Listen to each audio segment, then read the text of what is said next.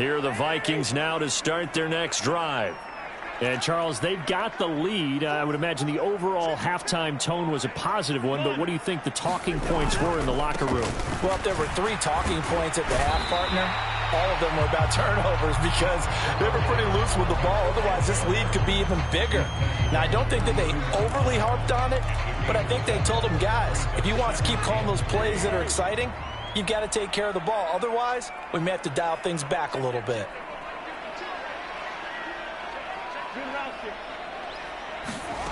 Throwing on 2nd and 3. Cousins. And complete right side to Cook. Just a gain of a couple there. And that will bring up 3rd and 1. That might feel like a little bit of a lost opportunity there for the offense because the defense brought pressure that time. And sometimes against that, you can get out to your running back, and it could turn into a big gain downfield. What a nice job they did getting to him quickly and holding him to a short gain. The 20. Touchdown, Vikings. Irv Smith Jr., 66 yards, as his guys are able to push that lead out a bit further. Well, that's pretty impressive, Charles. It's one thing to be an elite speed wide receiver and have all that yards after the catch into the end zone, but from your tight end? Yeah, you don't get that very often. What you're describing is more like a Tyreek Hill, a Devontae Adams, and Antonio Brown. You're not talking about a guy that lines up or can line up in line and look like an extra tackle on running plays. He took that bad boy downfield just like he was a scat back. Before the game, he told me, I'm going to have a zinger or two today. And I was like, oh, a zinger or two? I guess that's a zinger, right? That's a zinger.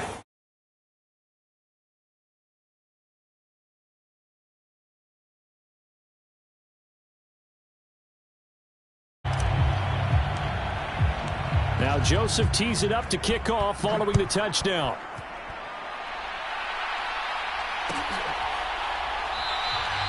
And he'll just take a seat, and the drive will begin at the 25-yard line.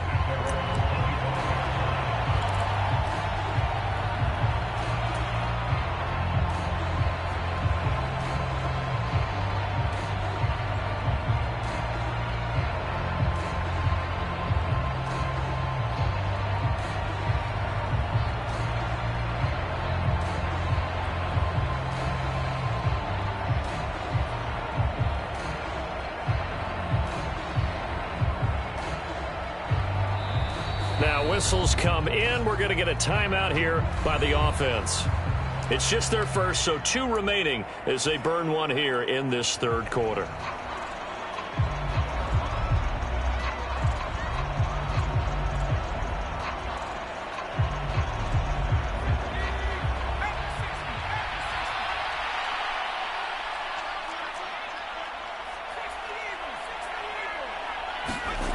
Throwing, Heineke. This one complete to Curtis Samuel. And he's upended at the 33 following a good pickup of 8. Nothing fancy on first down, but a very consistent type of a play.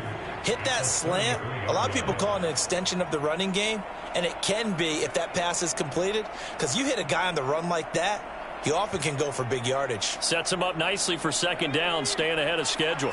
Here's a 2nd and 2 now from the 33.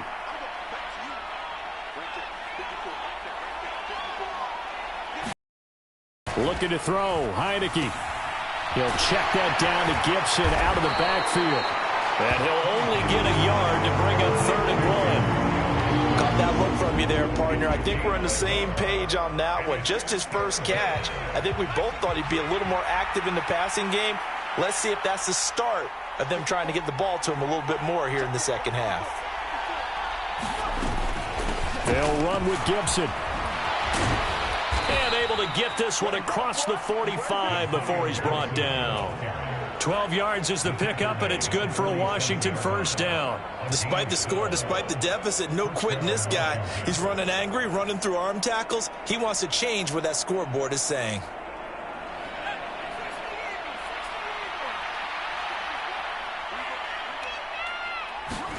Heineke on 1st down. He's got him in. Complete. Touchdown, Washington. Terry McLaurin, 53 yards. And the Commanders are able to cut into that deficit. Well, if they're going to make a game of this in the second half, they need a few big plays to go their way. That's one. And the way to get it done is to also conserve time. So to your point, that big play right there, now you're not moving the ball downfield, taking time off the clock. You're leaving yourself a better avenue to continue to try and make a comeback. He's got it at the 2. And he will not make it to the goal line. The defense holds him here. And this is still a 3-score game as the lead remains 18. And a fair catch signaled for and taken successfully.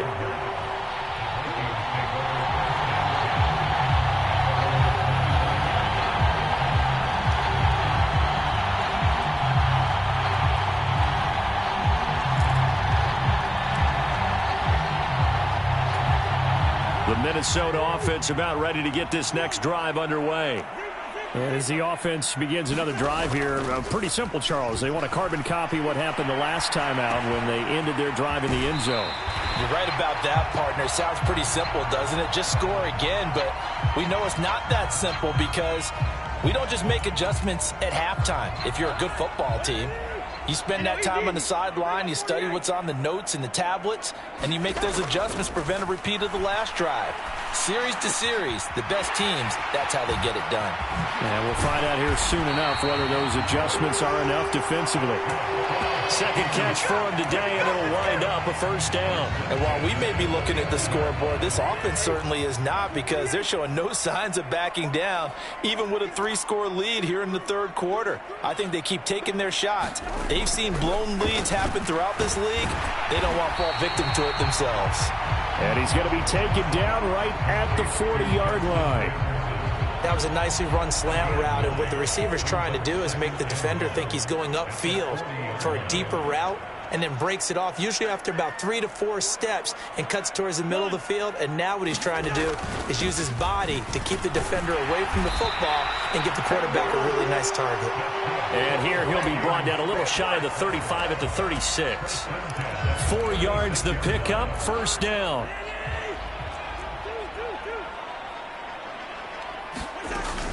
They run it again with Cook. And they'll get 8 out of this before being stopped at the 28. Well, you certainly have to give a little credit here, because they are playing this game now at their pace. This is ball control football, sustained runs, taking their time, and making it work. And this one incomplete. Too much contact to hold on to that one, and it's third down. Oftentimes when you're losing a game and the team's still throwing with this kind of a lead, you start playing a little more physically. And they took that opportunity right there to be extremely physical and force that incompletion. They'll run it. Here's Cook. And a good-looking run there as he'll take this inside the 20 and down to the 18-yard line. 10 yards, and it's good for a Viking first down. Looks to me like maybe there's a little attrition setting in with this drive, because when you see that type of a run, I get the feeling the defense getting a little bit tired. And that's the last thing they need, especially when they look up at the scoreboard. Here's Madison running on first down, and they'll get him down right around the 16. 2 yards on the pickup there. It'll be 2nd and 8. Well done to sniff that out defensively. He had it diagnosed pretty quickly. I love that description, because diagnosed is perfect on that one. Read his keys, made the play, and he couldn't even get going moving the football. He's down inside the 10 to the 8, and it comes on a gain of 8. A lot to praise on this drive, obviously. I know you're seeing what I'm seeing. Those guys up front, they're getting it done. Doesn't matter what play is called. They are handling their business at the line of scrimmage and dominating right now on this drive.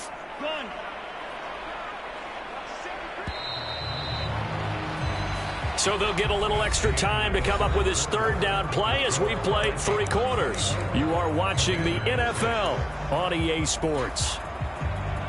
The offense on third down tonight, they've been okay. 2 for 3 thus far. They're looking at third and a few inches. Third down, here's a run by Cook. And he gets the first down yardage he needs before he's brought down at the 6. Brandon, when a defense just simply can't get off the field on third down, and we all know how important that down is for both sides of the ball, you often feel like you're just a step behind whatever they're doing offensively. And one of the differences in this game, no doubt, third down conversion, and that is going to be a story they'll talk about after this one. And he's able to get it down to the 2-yard line. It'll be a pickup of 4, and it brings up 2nd and goal. Dalvin Cook, so good in the open field, but he's equally good down here near the goal line.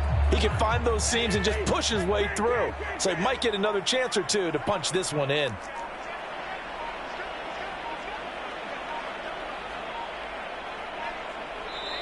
The Vikings going to signal for the first of their timeouts. That'll leave them with 2 remaining. We'll be back after this.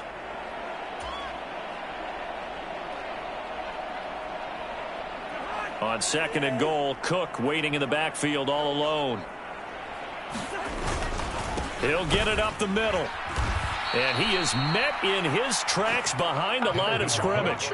Officially, it will go as a 1-yard loss, and that's going to lead to a 3rd down. They have 3 tight ends in that formation. That's almost a universal sign that they're planning to run the football. But how about the defense there? They met force with force and caused a stack up behind the line of scrimmage and threw him for a loss. 3rd and goal for Cousins. The quick slant caught. Touchdown, Vikings. Kirk Cousins on the connection to Justin Jefferson as his guys have opened up a very comfortable lead. Joseph connects on the extra point, and they open the lead up now to 25. Now Joseph tees it up to kick off following the touchdown. And we'll see a return here from the end zone. And the decision to come out of the end zone is going to cost him 5 yards as he's taken down right at the 20.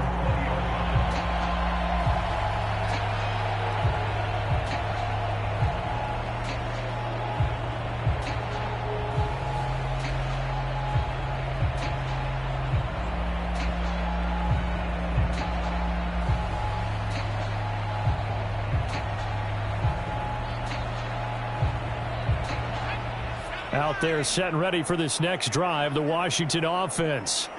Where we stand right now in the 4th quarter, this one pretty much out of reach. And, Charles, I know they're going to be disappointed about several things. And now here is another interception. It's Cameron Dantzler who picks it. It's such a costly interception, nearly a...